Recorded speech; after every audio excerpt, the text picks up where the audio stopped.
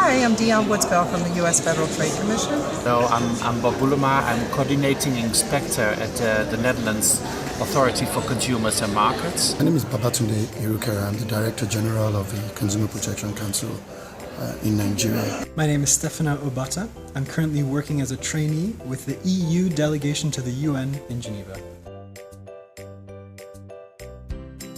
Amongst the challenges are knowing who you're purchasing from, knowing whether or not there have been full and appropriate disclosures. There's sometimes issues that consumers suffer from, something called negative options or subscription traps. In those instances, they actually get hooked into ongoing or recurring charges, and they have no idea that they were signing up for them because there wasn't a clear disclosure. There's also sometimes challenges with consumers not actually receiving the benefit of their bargain. In other words, they're not getting what they actually signed up for, or they're not receiving those goods at all. And there's sometimes issues with quality control. So you think you're getting a lovely dress, instead you get something that's not worth of what you thought you were getting. I think it's an important role for the government and for authorities to inform young entrepreneurs, and I don't think this is typically for developing countries, because also in developed countries young entrepreneurs, they think about doing business and not about consumer protection when they start a business, so it's a quite universal thing.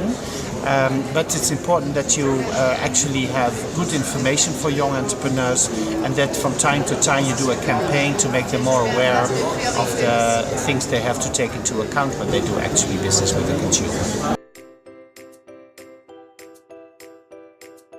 We have a hashtag campaign in Nigeria known as Demand and Insist, meaning that you must demand. When you're not getting the appropriate standard or when your rights are not respected, demand, and beyond demanding, insist, stay there until you get it. That does two things. One, it actually makes, it ensures that you get the right service, it ensures that your rights are respected, but much more than that, it continues to increase or at least raise the standard and the level in society, because companies recognize that it is what people are demanding and insisting that ultimately would become a norm.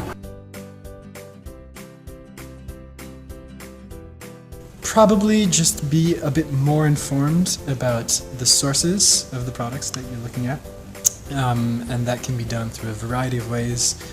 Just a quick Google search can help you identify some of the origins of the products that you're looking at. And secondly, just be wary of purchasing products from secondhand sites, again eBay, Gumtree. Again, are you able to trust the source? Are you able to trust the person that these goods are coming from? And so forth.